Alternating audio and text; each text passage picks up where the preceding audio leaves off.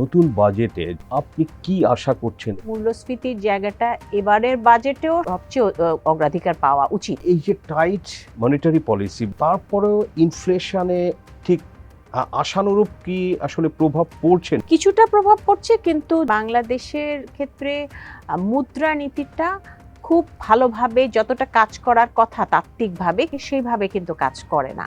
আপনার বাজেটে টপ 3টা অগ্রাধিকার আপনার কাছে কি মনে হয়? আপনি যদি ব্যয়ের খাত বলেন, শিক্ষা, স্বাস্থ্য, সামাজিক নিরাপত্তা, আচ্ছা, এখানে ব্যয়টা বৃদ্ধি করা দরকার। এই জায়গাটাতে ব্যয়টা বৃদ্ধি করা দরকার এবং অন্যান্য জায়গা থেকে কাটছাট করে হলেও। বিনিয়োগ এবং কর্মসংস্থান নিয়ে কি অবস্থা? যদি সংকোচনমূলক নীতিগুলো থাকে তাহলে বিনিয়োগটা উৎসাহিত করে না।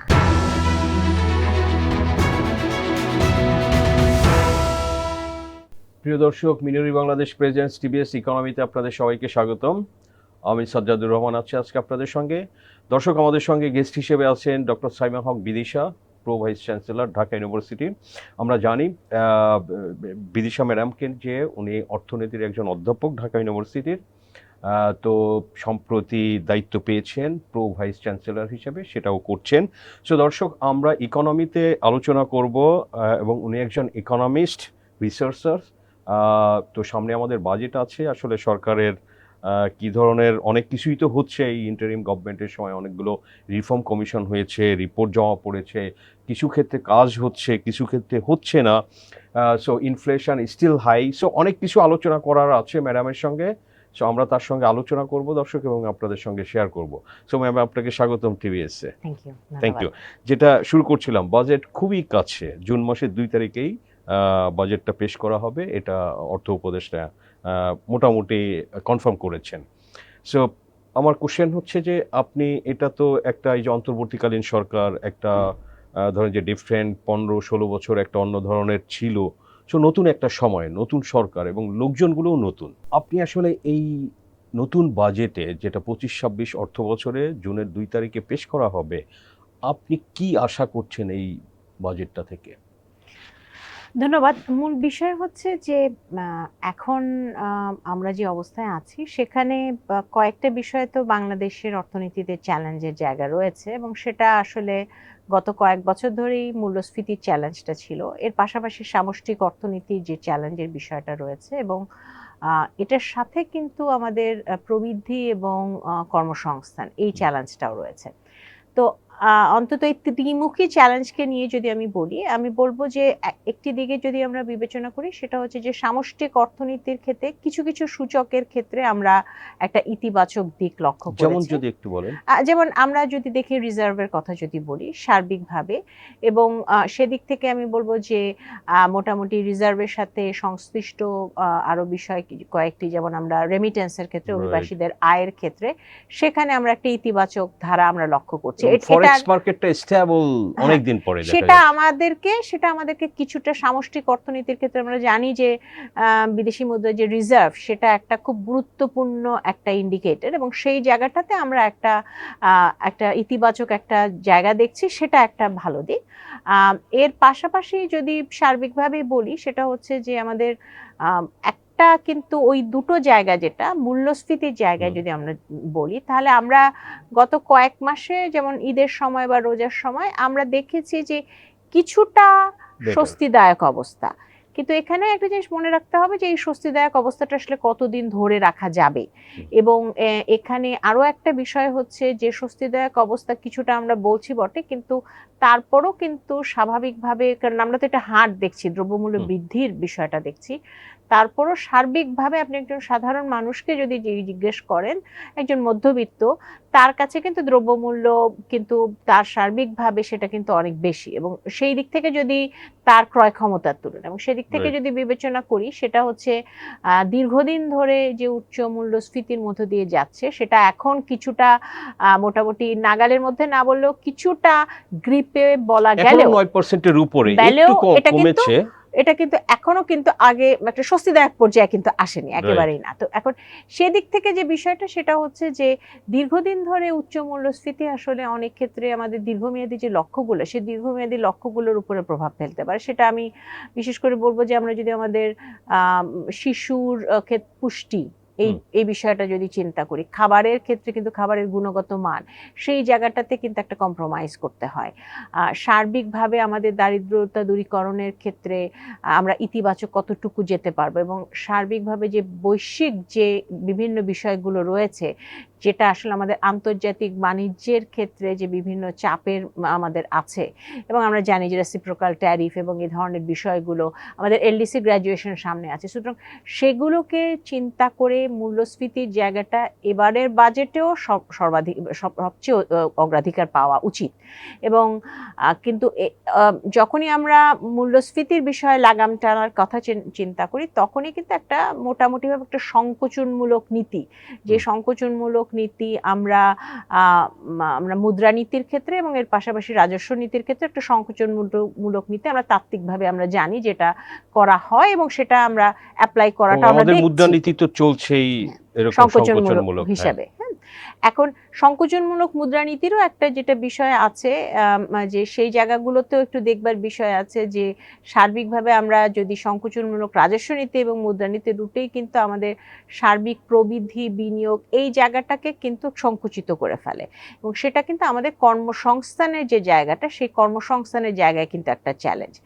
অবশ্যই মূল্যস্ফীতি সবচাইতে আমাদের গুরুত্বপূর্ণ এজেন্ডা, কিন্তু এর পাশাপাশি এটাও মনে রাখতে হবে যে আমাদের প্রবৃদ্ধির যে বিষয়টা, যদিও আমরা সবসময় আমরা বলে আসছি গত বেশ কয়েক বছর ধরে যে প্রবৃদ্ধি নিয়ে আসলে আমাদের গুণগত মানের দিকে গুরুত্ব দেওয়া উচিত, সেটা অবশ্যই সেটাই জরুরি। এবং গুণগত মান বলতে আমি বলবো যে সেটা কর্মসংস্থান তৈরি করতে পারছে কিনা, এবং এই কর্মসংস্থানের জায়গায় যদি সংকোচনমূলক নীতি খুব বেশি দিন চলতে থাকলে আমাদের যেটা হচ্ছে যে আমাদের কর্মসংস্থান তৈরির যে প্রক্রিয়া, সেই কর্মসংস্থান তৈরির প্রক্রিয়ার ক্ষেত্রে আমরা হয়তো খুব বেশি আশাব্যঞ্জক চিত্র দেখবো না। ওই জায়গাটাতে আমাদের আসলে ফোকাস করাটা খুব জরুরি। রাইট। আমি জাস্ট আপনার এটার সাথে অ্যাড করি, আপনি জাস্ট এপ্রিলে ওয়ার্ল্ড ব্যাংকের একটা রিপোর্ট তারা পাবলিশ করেছে, এটা ইকোনমিক আপডেট সাউথ এশিয়া এবং বাংলাদেশ সহ সব দেশ নিয়েই আলাদাও করে থাকে।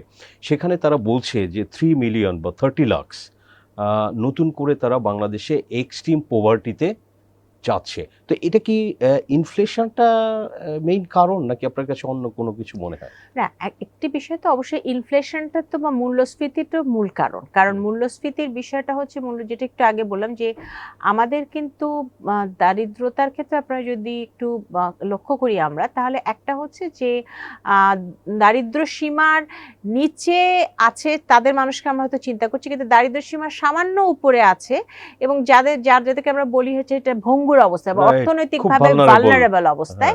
এবং আমরা কোভিডের সময় দেখেছি যে কোনো ধরনের অর্থনৈতিক ঝুঁকিতে তারা কিন্তু দারিদ্র সীমার নিচে চলে যেতে পারে। যেহেতু এই সংখ্যাটা একটা বড় সংখ্যা, সেই কারণে উচ্চ মূল্যস্ফীতি একটা পর্যায়ে কিন্তু তাদেরকে দারিদ্র সীমার নিচে নিয়ে যাওয়ার একটা আশঙ্কা আছে। কাজ না পেলে নাকি তারা ধরেন যে যারা ভালনারেবল যাদের বলছেন, তো তারা আসলে পোভার্টি থেকে এক্সট্রিমে চলে যেতে পারে, এরকম কি বিষয়টা? না, বিষয়টা সেরকম না। ভালনারেবিলিটির হিসাব করার বিভিন্ন উপায়গুলো আছে, কিন্তু কাজের ব্যাপারটা যেটা সেটা এটার সাথে সংশ্লিষ্ট অবশ্যই। তার কারণ হচ্ছে যে বিকজ এভরিডে ইনকামের উপরে সে বা তার ফ্যামিলি ডিপেন্ডেন্ট, এরকম ক্রোডস অফ পিপল আছে বাংলাদেশে। সো কেউ যদি আসলে টানা 2 দিন 4 দিন কাজ না পায়, কিন্তু আমাদের তো দারিদ্রতার হিসাবটা তো আর রেগুলার বেসিসে হচ্ছে না। সুতরাং সাময়িকভাবে বিষয়টা গুরুত্বপূর্ণ না। যেটা দেখবার বিষয় হচ্ছে যে সে আসলে সাময়িকভাবে একজন আর্থিকভাবে হয়তো এক সপ্তাহের জন্য সে হয়তো খারাপ অবস্থায় যেতে পারে, সেটার চেয়ে যেটা বিষয় সেটা হচ্ছে এটা সাস্টেইন করছে কিনা, এবং সেটাই কিন্তু আসলে অ্যালার্মিং বিষয়। এবং দারিদ্র্যসীমার নিচে সে চলে গেল এবং দারিদ্র্যসীমার নিচে থেকে সে আর উপরে ওঠার মতো অবস্থায় সে আসতে পারলো না, এই বিষয়টাই হচ্ছে অ্যালার্মিং। এখন এখানে যে বিষয়টা সেটা হচ্ছে যে অবশ্যই এই বিশ্বব্যাংকের যে প্রতিবেদনের যে বিষয়টি সেটা সাপেক্ষে বলতে যাচ্ছে যে এখানে আমি যেটা গুরুত্ব দিচ্ছি যে এই পুরো বিষয়টা আমরা যদি অতি দরিদ্র যারা রয়েছে তাদের বিষয়টা চিন্তা করি, একটা তো হচ্ছে আমাদের মূল্যস্ফীতির বিষয়টা, এটার ব্যাপারে আসলে বলার আমরা আরো নতুন কি স্ট্র্যাটেজি নেওয়া যায় সেটা আমরা চিন্তা করতে পারি রাজস্ব নীতি মুদ্রানীতির পাশাপাশি। এর পাশাপাশি যেটা সেটা হচ্ছে আমাদের সামাজিক সুরক্ষা খাতে তার তার মানে আমাদের গুরুত্বটা আমরা যেটা দেখেছি যে সামাজিক সুরক্ষা খাতের ক্ষেত্রে যদিও আমাদের বলা হয় যে বরাদ্দ বাড়ানো হচ্ছে বা কিছু, কিন্তু আমরা যে হিসাবটা আছে এটা আমরা সবাই জানি যে সামাজিক সুরক্ষা খাতের মধ্যে পেনশন আছে এবং এই ধরনের ইন্টারেস্ট পেমেন্ট, তো তখন কিন্তু আসলে সামাজিক সুরক্ষা বলতে অতি দরিদ্র মানুষকে বা দরিদ্র মানুষকে আমাদের এক ধরনের একটা কিছুটা সুবিধা করে দেওয়া বা কিছুটা তাদেরকে একটা কুশন করে দেওয়ার যে ব্যাপারটা, ওই জায়গায় আসলে আমরা কতটা ফোকাস করতে পারছি। এবং সেখানে উচ্চ মূল্যস্ফীতি যদি থাকে, দীর্ঘদিন যদি থাকে, তাহলে তাদের যে সমস্যাটা সেটা হচ্ছে যে তারা কিন্তু একটা পর্যায়ে তাদের পক্ষে কিন্তু এই পুরো অবস্থা বিবেচনা করলে তাদের পক্ষে সামাজিক সুরক্ষা যে অর্থটা, সেই অর্থটা কিন্তু প্রকৃত মূল্যে কিন্তু অনেক কম।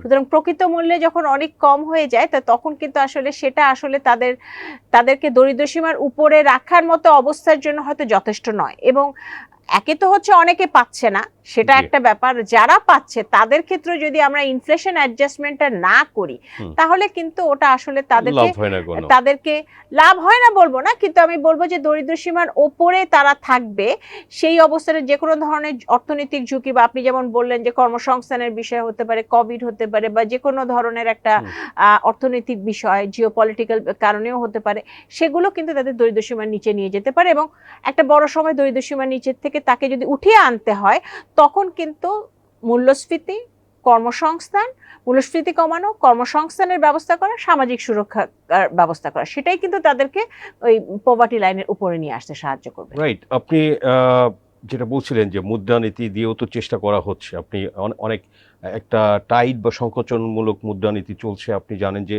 পলিসি রেট 10% এখনো, এবং গভর্নর যেটা এখনো সেটা কমছে না এরকম উনি পরিষ্কার করে বলেছেন। সো তার ফলে হয়েছে যে আপনি কমার্শিয়াল যে লেন্ডিং সেগুলোরও রেট বেড়ে গেছে 13, 14, 15%।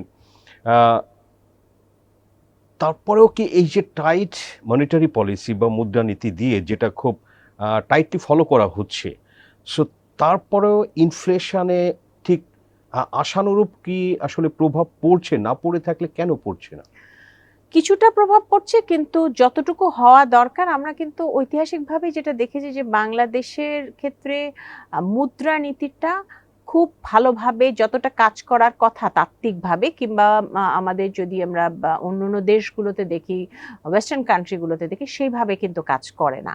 এবং সেটার ক্ষেত্রে আরও কিছু বিষয় আছে, সেটা হচ্ছে যে অনেক ক্ষেত্রে দেখা যায় যে আমরা যখন ইনভেস্টমেন্টের কথা বলি বা এটাকে কন্ট্রোল করবার কথা বলি, সেটার কিন্তু আবার একটা এফেক্ট আছে এমপ্লয়মেন্ট ক্রিয়েশন এবং তার মাধ্যমে যে স্পিল ওভার, সে ধরনের বিষয়গুলো আছে। তবে মূল বিষয় কিন্তু মুদ্রানীতি, রাজস্ব নীতি, এগুলোর বাইরেও কিন্তু কিছুটা, আমি বলবো যে কিছুটা আনএক্সপ্লেইন তত্ত্বীয় ধারণার বাইরে কিছু, যেমন আমরা মূল্যস্ফীতিটা হয় কেন, আমরা যেটা থিওরিটিক্যালি আমরা যেটা বলি সেটা হচ্ছে যে একটা হতে পারে ডিমান্ড যদি, চাহিদা যদি বেড়ে যায়, অথবা উৎপাদনের যদি খরচ বেড়ে যায়। হ্যাঁ, তো চাহিদা এবং উৎপাদনের খরচ বেড়ে যায়, উৎপাদনের খরচ বেড়ে যাওয়ার বিষয়টা আমরা জানি যে যখন আমরা কিন্তু কিছুদিন আগেই, কয়েক বছর আগে আমরা যেটা দেখেছিলাম যে হঠাৎ করে যখন আমাদের ডলারের বিপরীতে টাকার যে দামটা, সেটার মধ্যে যে একটা যে উল্লম্ফনটা হঠাৎ করে হলো, কারণ অনেকদিন কৃত্রিমভাবে ধরে রাখার কারণে, সেটার ফলে কিন্তু একটা মূল্যস্ফীতিটা হলো, এবং সেটা কিন্তু আমাদের উৎপাদন খরচের ক্ষেত্রে এবং সার্বিকভাবে মূল্য মানের উপরে একটা নেতিবাচক প্রভাব ফেলেছে। এর পাশাপাশি এখন আমাদের কিন্তু সরবরাহের ক্ষেত্রে কিছু বিষয় রয়েছে, এবং আমরা কিন্তু বিভিন্ন জায়গায় আমরা যেটা দেখেছি যে সরবরাহের বিষয়টা, যেটা আসলে তাত্ত্বিকভাবে যদি বলি যেটা ডিমান্ড সাইডে, একটা সাপ্লাই সাইডে হচ্ছে, কিন্তু এই সরবরাহের জায়গাটাতে কিন্তু আমি যদি একজন ভোক্তা হই, একজন ক্রেতা হই, ঢাকা শহরে বসে আছি, আমি যদি একজন কৃষকের কাছ থেকে আমি একটা চাল আসে আমার কাছে, মাঝখানে কিন্তু অনেক ধরনের এজেন্ট কাজ করে, এবং এই মধ্যস্বত্ব ভোগীদের কারণে যেটা দেখা যাচ্ছে যে প্রকৃত এই মধ্যস্বত্বভোগীর এই সংখ্যা অনেক বেশি, এবং দেখা যাচ্ছে যে অনেকবার হাত বদল হয়, এবং এর ফলাফল স্বরূপ আমি যে টাকাটা দিচ্ছি সেই টাকাটা যে আসলে কৃষকের কাছে পৌঁছাচ্ছে তা কিন্তু না। তো এর ফলাফল স্বরূপ এটা আসলে আমি যদি বলি যে আমার টাকাটা দিয়ে একটু দারিদ্র দূরীকরণের কাজে হচ্ছে, সেটাও কিন্তু আসলে হচ্ছে না, মাঝখানে কিন্তু অনেকগুলো স্টেপ আছে, এবং এই স্টেপটা আমরা যতটা কমাতে পারবো, অর্থাৎ ভোক্তার মানে খুব সাধারণ ভাষায় হচ্ছে ক্রেতা বিক্রেতাকে যতটা কাছে নিয়ে আসা যায়। সাধারণ মানুষের একটা এক্সপেকটেশন ছিল যে এটা তো বর্তমানে নিউট্রাল সরকার ইন্টারিম যারা আছেন, যে এই যে বিভিন্ন স্টেজে চাঁদাবাজির কারণে ধরেন যে বগুড়াতে যে পটল 10 টাকা, ঢাকাতে সেটা আসলে 60-70 টাকা বিক্রি হয়। সো এই যে মাঝখানে বিভিন্ন লেয়ারের কারণে, সো সেখানে আমরা ঠিক ওইভাবে এখনো ওই ফলাফলটা দেখছি না বলে হয়তো জিনিসপত্রের দামটা এখনো কমছে না। তো আমরা যদি ধরেন যে বিনিয়োগ এবং কর্মসংস্থান, যেটা জানেন যে বাংলাদেশের যে একটা পপুলাস কান্ট্রি, মানে 18 কোটি, কেউ কেউ 20 কোটি বলে বা তারও বেশি লোক বলে, বাট আমরা যদি কিছু স্ট্যাট বলি যে আপনি ধরেন যে আমাদের নিয়ারলি 25 লক্ষ লোক প্রতি বছর কাজে ঢোকে নতুন করে। আপনি এদের মধ্যে 8 থেকে 10 লাখ আছে গ্র্যাজুয়েট বিভিন্ন ইউনিভার্সিটি কলেজ বা সব মিলিয়ে। তো আসলে বিনিয়োগ এবং কর্মসংস্থান নিয়ে কি অবস্থা বর্তমানে? একজন ইকোনমিস্ট এবং আপনি গবেষণাও করে থাকেন, আসলে কি অবস্থা বর্তমানে? একটা বিষয় হচ্ছে যে আমরা একটু আগে যেটা বললাম যে যখন আমাদের পলিসিগুলো একটু সংকোচনমূলক হয়, তখন আমরা খুব বিনিয়োগের ক্ষেত্রে এবং যদি উচ্চ হাই ইন্টারেস্ট রেট, সেটার কারণে এটার মধ্যে অবশ্যই আমরা যেটা স্বাভাবিক সেটা হচ্ছে যে ব্যক্তি খাতে যদি আমরা দেখি, তো ব্যক্তি খাতের মধ্যে যে খুব বড় কোনো খুব ক্রিয়েটিভ খুব নতুন ধরনের খুব বিনিয়োগ, সেই বিনিয়োগগুলো করার মানে এমন না যে কেউ করবে না, কিন্তু স্বাভাবিকভাবে যেটা মনে হয় সেটা বা স্বাভাবিক যেটা তাত্ত্বিকভাবে যেটা বিষয় সেটা হচ্ছে যে বিনিয়োগটা যদি সংকোচনমূলক নীতিগুলো থাকে তাহলে বিনিয়োগটাকে উৎসাহিত করে না, হ্যাঁ, মানি সাপ্লাই এবং এই সমস্ত কিছু ইন্টারেস্টের সবকিছুর বিবেচনায়। তো সেটার ক্ষেত্রে তাহলে বিষয়টা হচ্ছে যে তার মানে এটা কর্মসংস্থানের উপর একটা নেতিবাচক প্রভাব ফেলতে পারে। এটার জন্য আসলে আমাদের দেশের মতো দেশে, যে দেশে আসলে আমরা মূলত আমাদের মূল একটা জায়গা হচ্ছে, কাজের জায়গা হচ্ছে আমাদের মূল্যস্ফীতিটা, এবং সেখানে আমাদের যখন আমরা মুদ্রানীতির কথা বলি, সে মুদ্রানীতির পাশাপাশিও আরো অনেক বিষয়গুলো যখন থেকে যায়, তখন দেখা যাচ্ছে যে আমাদের আসলে দেখতে হবে যে লার্জ স্কেল ইন্ডাস্ট্রিয়ালাইজেশনের পাশাপাশি বা লার্জ স্কেল ইন্ডাস্ট্রিয়ালাইজেশনের চেয়েও বেশি গুরুত্বটা দেওয়া দরকার হচ্ছে ক্ষুদ্র এবং কুটির শিল্পগুলোতে।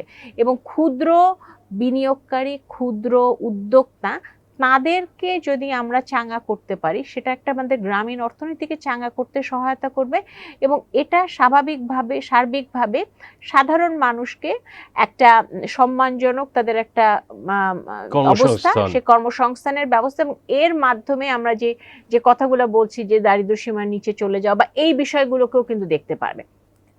এবং এখানে যেটা বিষয় সেটা হচ্ছে যে ক্ষুদ্র কুটির শিল্প বা অতি ক্ষুদ্র কুটির এই শিল্পগুলোর ক্ষেত্রে সেটা হচ্ছে যে এখানে কিন্তু আর আসলে ডিফল্টার বলতে কিন্তু সেভাবে নাই, হ্যাঁ, কারণ আপনি যদি সেভাবে দেখেন ক্ষুদ্র উদ্যোক্তা যারা রয়েছেন তারা কিন্তু ঋণ নিলে তারা কিন্তু আপ্রাণ চেষ্টা করেন ঋণটা ফেরত দেওয়ার, হ্যাঁ, এবং তাদের ক্ষেত্রে ঋণের যে পরিমাণটা সেটাও কিন্তু খুব কম থাকে। এখানে আসলে নীতি সহায়তাগুলো জরুরি, এবং এই জায়গাগুলোতে যেমন যদি সেটা বলি সেটা হচ্ছে যে একজন স্বাভাবিকভাবে যদি একটা উদ্যোক্তার কথা চিন্তা করি, আমরা দেখেছি যে বিভিন্ন জায়গাতে তারা নিজেরাই তাদের মতো করে কাজ করছে।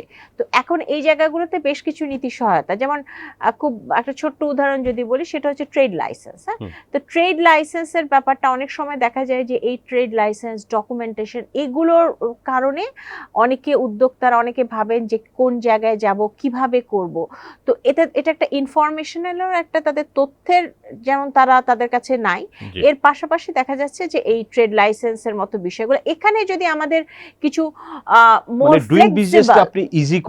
সহজ করা, বিশেষ করে ক্ষুদ্র অতি ক্ষুদ্র উদ্যোক্তা যারা রয়েছে তাদের জন্য ব্যবসা করাটা যাতে সহজ হয়, ঋণের প্রাপ্যতাটা যাতে সহজ হয়, সেটা যদি আমরা করতে পারি এবং মার্কেট সিস্টেমের সাথে তাদেরকে আমরা যদি যুক্ত করতে পারি, তাহলে আমাদের গ্রামীণ অর্থনীতিতে চাঙ্গা হবে। গ্রামীণ তরুণ যারা আছে সেই গ্রামীণ তরুণদের কর্মসংস্থানের একটা সুন্দর ব্যবস্থা, এবং সেখানে আমি বলবো যে অ্যাগ্রোবেজ ইন্ডাস্ট্রিয়ালাইজেশন, এবং আমরা যেহেতু কৃষিভিত্তিক অর্থনীতিতে যে অ্যাগ্রোবেজ ইন্ডাস্ট্রিয়ালাইজেশনের জায়গাটা আছে, সেগুলোকে কেন্দ্র করে বিভিন্ন লোকাল যে জোনগুলো আছে সেই জায়গাগুলোকে কেন্দ্র করে যদি কর্মসংস্থান তৈরি করতে পারি, সেটা কিন্তু আমাদের তরুণদের কর্মসংস্থান একদিকে, এর পাশাপাশি গ্রামীণ অর্থনীতিকে চাঙ্গা করার জায়গাটা কাজ। রাইট, আপনি যেটা ধরেন যে কটেজ, মাইক্রো অ্যান্ড এসএমই নিয়ে যেটা বললেন, পৃথিবীর কিন্তু অনেক ডেভেলপ ইকোনমি, ফর এক্সাম্পল জাপানের কিন্তু আসলে আপনি 80% কন্ট্রিবিউশনই হচ্ছে এসএমই সেক্টরের। এই যে বড় বড় একটা গাড়ি বা যাই বানাক, এগুলো কিন্তু আসলে 200 ছোট ছোট ফ্যাক্টরি থেকে বিভিন্ন পার্টস তৈরি হয়ে আসে। এটা পৃথিবীর অনেক ডেভেলপ কান্ট্রিতে এটাই, যে ওই বিএমডাব্লিউ সব কিছু সে বানাচ্ছে না, সে কিন্তু আরও 100টা ছোট ছোট ফ্যাক্টরি থেকে এক একটা পার্টস, এক একটা কম্পোনেন্ট তারা সোর্স করে, বাই করে। তো আমাদের দেশে আসলে এসিমি নিয়ে অনেক কথা হয়, অনেক সেমিনার, সিম্পোজিয়াম এগুলো হয়, কিন্তু আসলে আপনি যদি ডেফিনেশনে ধরেন, বাংলাদেশ ব্যাংকের একটা ডেফিনেশন আছে যে একটা ইন্ডাস্ট্রি সাইজ কত কত কর্মী হলে, বা আরেকটা আছে টাকার টার্নওভারের সাইজে।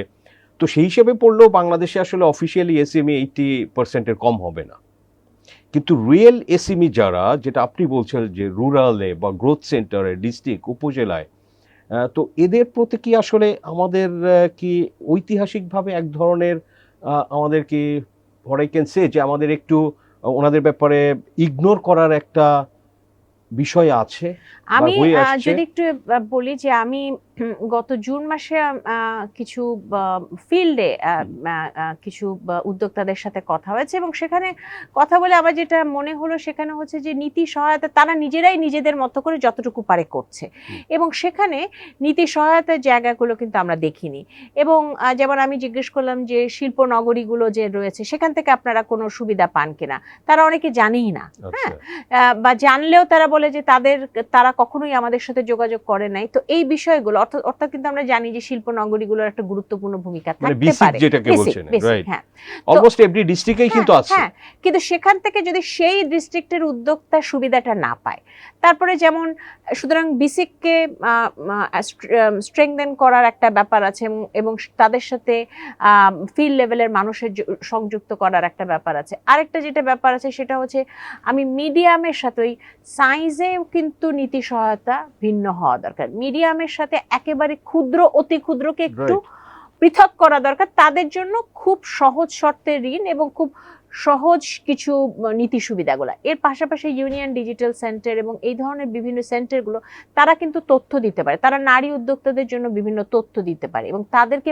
মার্কেটিংয়ের জন্য যদি সেই অঞ্চলের বড় বড় কোম্পানিগুলোর সাথে একটু সংযুক্ত করে দেওয়া যায় যে তারা আসলে কিভাবে তাদের প্রোডাক্টগুলোকে মার্কেট করবে, সেই জায়গাগুলোতে ওই কাজটা করে যাওয়া একটু সহজভাবে, অর্থাৎ তথ্য সহায়তা দেওয়া, আর্থিক অন্তর্ভুক্তির বিষয়ে ব্যাংকগুলোকে যদি আরও, ব্যাংকগুলোতে কিন্তু আরও যে ইন্টারেস্ট রেটটা আছে, ইন্টারেস্ট রেটটা কম হলেও কিন্তু দেখা যায় যে এই ব্যাংকগুলোর মধ্য থেকেও কিন্তু আমরা একেবারে যদি ফিল্ড লেভেলে দেখি একটা অনীহা কাজ করে, এবং সেই জায়গাগুলোতে একটু দেখার ব্যাপার আছে যে মোবাইল ফিনান্সিয়াল সিস্টেম যেগুলো আছে তাদের মাধ্যমে, ব্যাংকের মাধ্যমে এবং অন্যান্য বিভিন্নভাবে ক্ষুদ্র ঋণের মাধ্যমে মূলত আমাদের দেখার বিষয় হচ্ছে যে অ্যাক্সেস টু ক্রেডিট, এবং এই জায়গাগুলোকে আমরা কিভাবে আসলে আরো সহজ করতে পারি, সেটা তথ্যের ব্যাপার দরকার আছে। এবং আরেকটা হচ্ছে যে বাজারজাতকরণের জন্য বাজারের মূল যে সাপ্লাই চেইন আছে সেটার সাথে তাদেরকে সংযুক্ত, এবং মিডলম্যানরা যাতে আসলে ক্রিমটা না খেয়ে নেয়,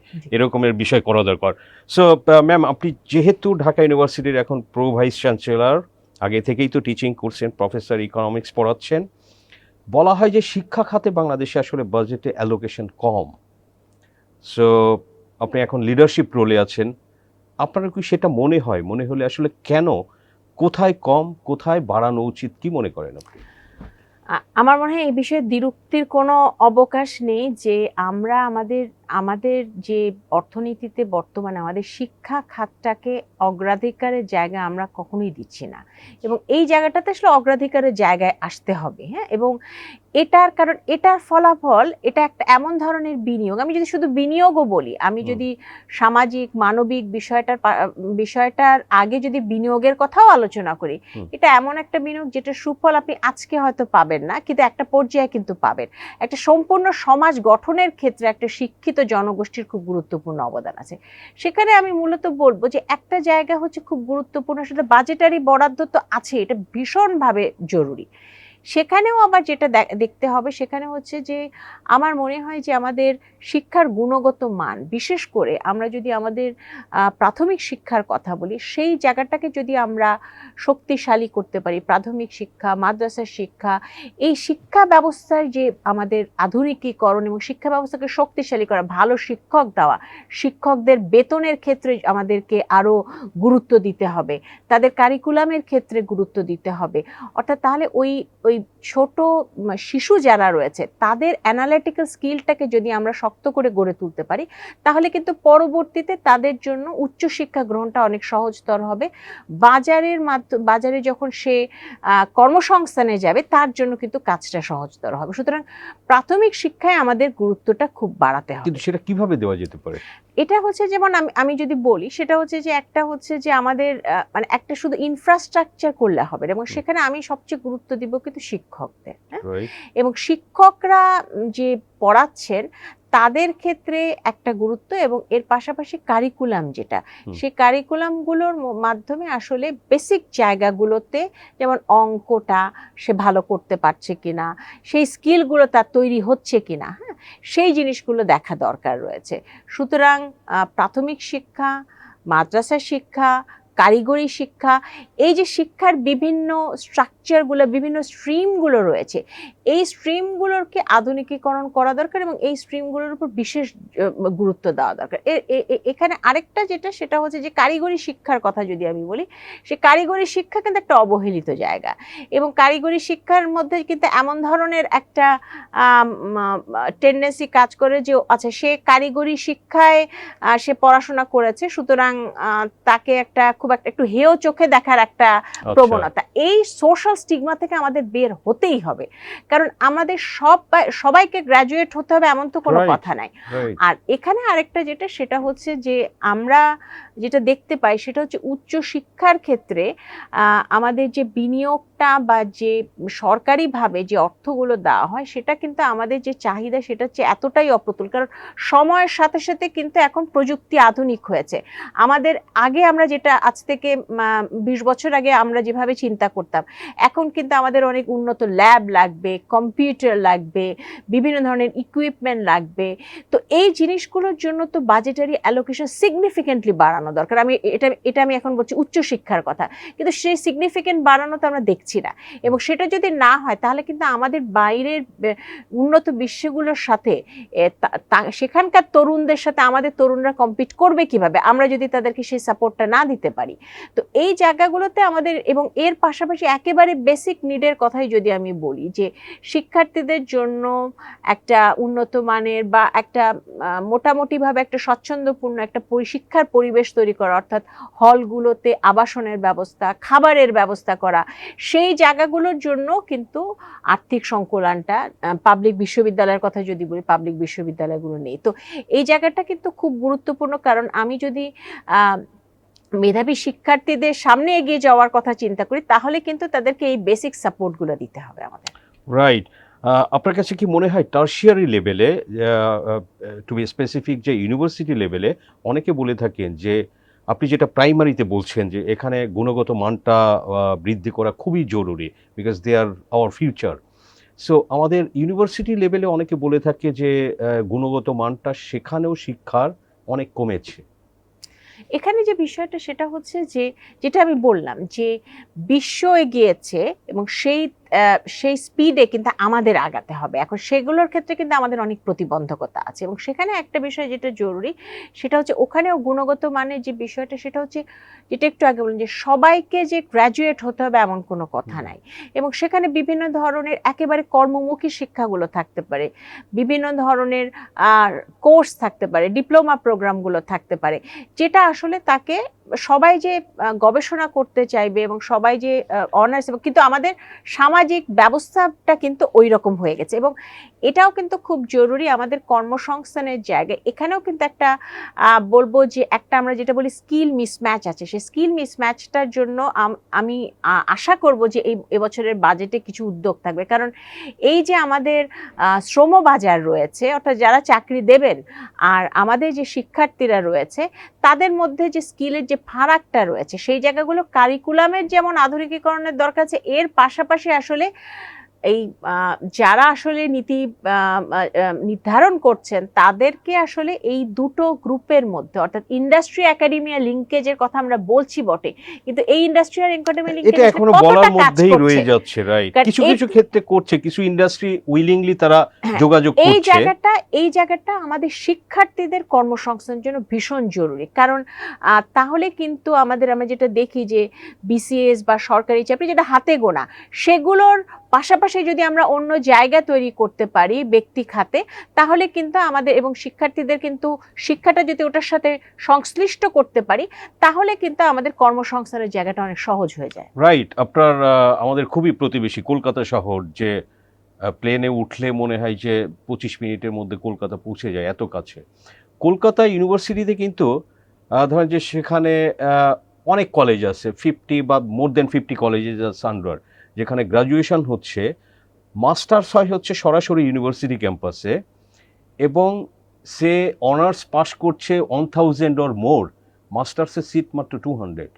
যারা top scorer, they are allowed to study further tertiary লেভেলে।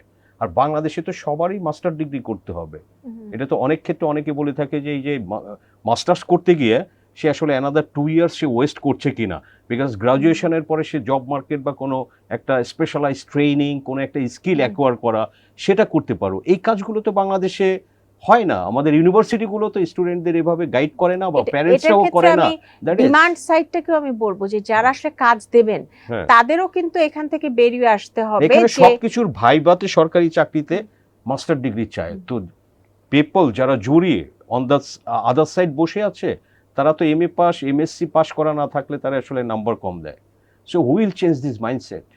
এই মাইন্ডসেটটা পরিবর্তন হতে হবে, এবং এই জন্য আমি যেটা বলছি সেটা হচ্ছে যে ব্যক্তি খাত যদি এগিয়ে আসে এবং ব্যক্তি খাতে যদি আন্ডার গ্রাজুয়েশনের পরে মাস্টার্সটাকে যদি মানে রিকোয়ারমেন্ট হিসেবে না রাখা হয়, তাহলে কিন্তু সেই বিষয়টা অনেক সহজ হয়, এবং যে শিক্ষার্থী 4 বছরের অনার্সের পরে সে কাজে ঢুকে যেতে পারে।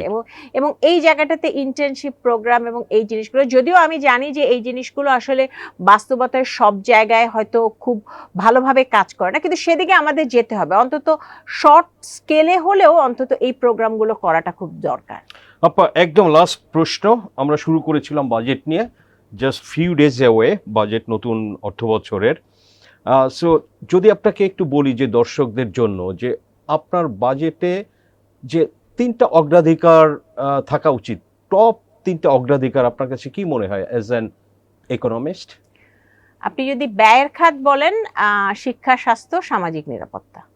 আচ্ছা, এখানে ব্যয়টা বৃদ্ধি করা দরকার, এই জায়গাটাতে ব্যয়টা বৃদ্ধি করা দরকার, এবং অন্যান্য জায়গা থেকে কাটছাট করে হলেও, যদিও আমি যদি মন্ত্রণালয় বলি তাহলে আমি আরো একটু ফার্দার একটু বলবো যে কিছু কিছু মন্ত্রণালয় রয়েছে, যেমন আমি বলবো যে প্রবাসী কল্যাণ মন্ত্রণালয়, এই ধরনের মন্ত্রণালয়গুলোতে কিন্তু আরো অনেক গুরুত্ব দেওয়ার দরকার আছে, কারণ আমাদের প্রবাসী আয়টা কিন্তু উপরে কিন্তু আমরা দাঁড়িয়ে আছি বলাটা হয়তো ভুল হবে না।